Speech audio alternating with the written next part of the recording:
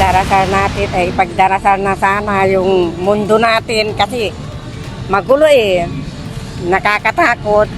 Kaya Wala nang masabi sa kanya kasi kasi katoliko tayo. siya kasi yung mabuti siyang tao. Pinagdadasal niya ang mga lahat ng Pilipino. Mahal niya ang mga Pilipino, di ba? Saka ibang mga din, mga tao din, mas lalo mga nangangailangan. Sana is gabayan niya kami even though wala na po siya dito sa mundong ito. And also we pray for his soul na sana po na dahil kasama niya na si Lord. And also hindi man namin siya nakakasama kasi nga nasa Italy siya and also nasa ibang bansa siya. We appreciate his presence kahit masaya. Hindi po sa servisyo niya dahil sa nagbigay din siya ng way para mas makilala pa si God sa ang buong mundo. God bless lang.